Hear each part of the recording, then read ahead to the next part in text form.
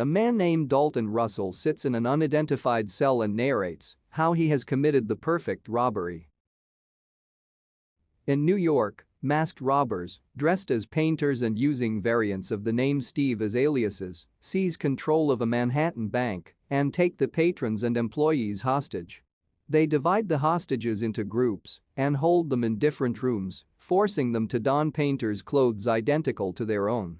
The robbers rotate the hostages among various rooms and occasionally insert themselves covertly into the groups. They also take turns working on an unspecified project involving demolishing the floor in one of the bank's storage rooms.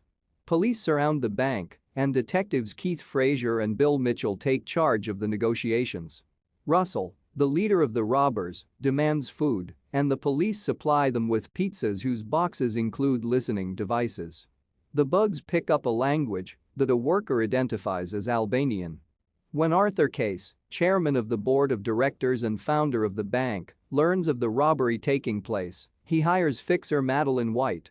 White arranges a conversation with Russell, who allows her to enter the bank and inspect the contents of the box, which includes documents from Nazi Germany.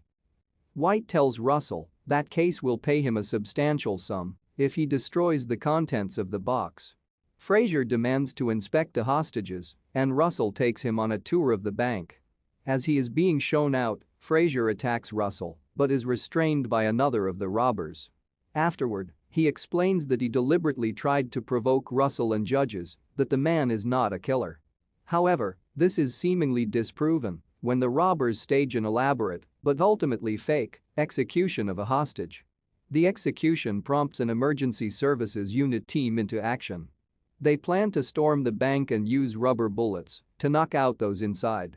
Frazier discovers that the robbers have planted a listening device on the police. Aware of the police plans, the robbers detonate smoke grenades, remove their disguises, and exit the bank with the hostages.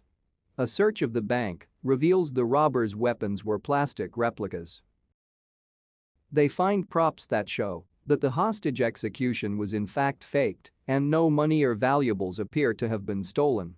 With no way to identify the suspects and unsure if a crime has even been committed, Frazier's superior orders him to drop the case. Frazier, however, searches the bank's records and finds that safe deposit box number 392 has never appeared on any records since the bank's founding in 1948. White confronts Case, who admits that the box contained diamonds and a ring that he had taken from a Jewish friend whom he had betrayed to the Nazis. Russell repeats his opening monologue while hiding behind a fake wall the robbers had constructed inside the bank's supply room.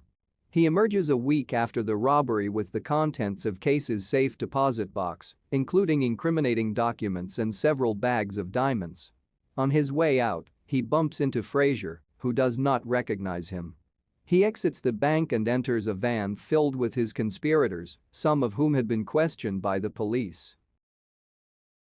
When Frazier opens the safe deposit box, he finds the ring and a note from Russell that reads "Follow the ring."